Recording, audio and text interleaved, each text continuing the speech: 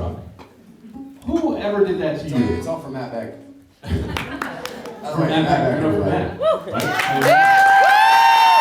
And was that not one of the most beautiful versions of 3 AM you've ever heard? That was fantastic. Is there anybody you ever were starstruck to meet yourself from? Yeah, all the time. I mean, I think I get struck by like people that I'm just really, like I would get, stoked about people that I'm really a fan of, more than just because someone's famous or, like I would be just as excited to see Jeff Tweedy as I would to see Bruce Springsteen, but I've never met Tom Petty, and it's funny because I've been at his shows and I've been backstage outside of his dressing room, and like we would have some crew guys that we used to share, and they'd be like, "Hey Rob, you want to come see?" And I was like, "No, I'm good." And then I was at the Rock and Roll Hall of Fame dinner, and I'm sitting there, and his chair's touching my chair, and my wife's just like, "Honey, just say no." I'm like, "No." I was like, because if I do, all that's gonna come out of my mouth is just, "I love you." And I'm sure he gets that all the time, so there's no way that there's any words that I could say that would show him the gravitas of the moment of me meeting him. Right. You know what I mean? So I just hope that like one day something naturally kind of, like one day I'm going to save him and his children from a burning building. And then all of his adulation will go to me, and then I'll be like, "Oh yeah, by the way, I dig your work." I like the fact I like to play the long game. I like your wife tries to push you to do that too. She does, yeah.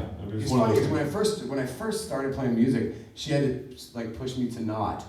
Honey, leave them alone. But if you Billy Joel, I want to honey, leave Billy Joel alone.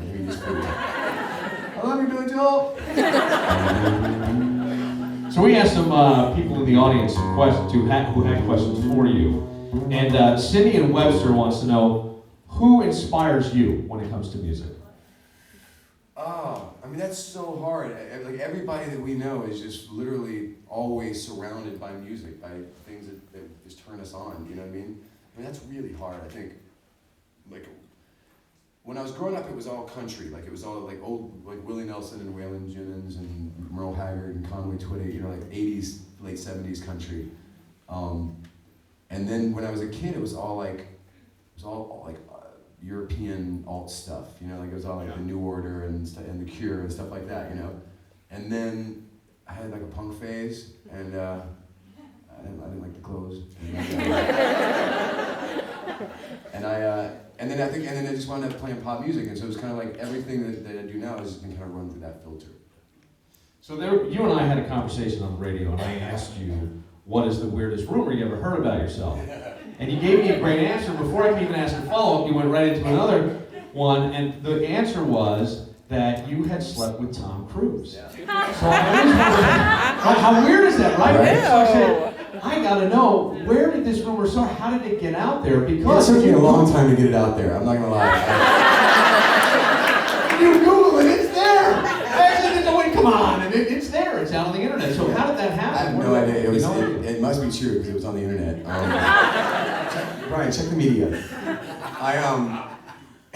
It was on a. It was a very elaborate plan too. That like my wife had busted us sleeping together, but Tom had like bought her off, and then that's why he married Katie Holmes. It was like a long thing. And my wife is a Puerto Rican from Queens, like that. You'd be hearing about the dead Tom Cruise or something like that. Tom Cruise and his lover, unknown singer. Because let's face it, that's what would happen. Nobody's gonna remember. But then what's really funny is, so a couple years later, like it kind of died down. And a couple years later, we were at NASCAR when we were playing this NASCAR awards, and Tom Cruise is there, and so we're leaving, and when you leave, you gotta go downstairs to the basement and like out of this parking garage, right? And so they do like a little holding area in between like this, little two glasses, and then you go out into when they bring the car around, and it's just me and Tom sitting there in this little room, and he comes over and he's like, "Hey, I'm a big fan." I'm like, "Hey, it's really nice to meet you. How's it going?" And then he left, and then like my car was right behind his, and then I got in and left right behind him, and just thought like I would think I was fucking him. I mean, sorry about the language. Making sweet love to him. I I mean, he's Tom Cruise. I don't know. He's Tom Cruise. He's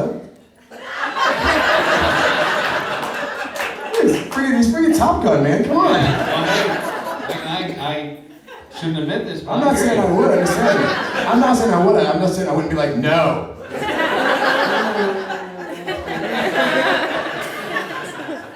Carry the one, the other. Rose in Greece had a question. She wanted to know, what was the first album Rob Thomas ever bought? Willie Nelson. It was a record called Greatest Hits and Some That Will Be. Wow, look at this. 2 albums. Awesome. It's a great record, right? Awesome. I used to sit like I was a little kid, and it was a full album, you know. So I would just sit and like play the record and just stare at the picture on the album like it was gonna move or something. Yeah, and then you open up on the inside. There's one on the inside. Yeah, it was. Yeah, I was literally like I had like a centerfold of Willie Nelson. Yeah. Explains so much. You seem so at ease here. You're very funny. We did get the question. Delightful. Well, you really are. You're actually a lot of fun. Well, somebody, let me ask you. I was going to ask this other question from a listener, but somebody said, Amy from West Henrietta. Where are you, Amy? Put up your hand. Amy's right here. Amy said, I want to know if I can take Rob to dinner after the show. I think my bus driver will have a problem with that. Oh, I told her that, but I figured it'd be fun to go to dinner with Rob Thomas, wouldn't it? I mean, 9 stories. My God. The other question. I'm not buying. Someone wants to know, do you prefer touring or being in the studio more? Yes. Yeah. I think touring, for the most part. I mean, there's something really great. For me, like we've always been a live band. I've always been like playing live as I've been a part of it. So you always feel like you make a record so you can go play it live. And there's just nothing that kind of beats that immediate every night. You know, when we go out and we play, like we want a shared moment. We want us and everybody on that stage and everybody in the audience to really feel like it was worth giving up their Saturday night for. You know what I mean? And paying for concert money and things like that. Like you want them to really enjoy it. And so on a great night and everything's firing off, you walk off, it's the best time ever. Yeah, I think one of the coolest things, and I'll just say this about you, that I find is that you're very self-aware of kind of what you do and who the audience is. But I want to know this. You just played 3 a.m., and I'm sure I couldn't see everybody, but I'm sure people were singing along.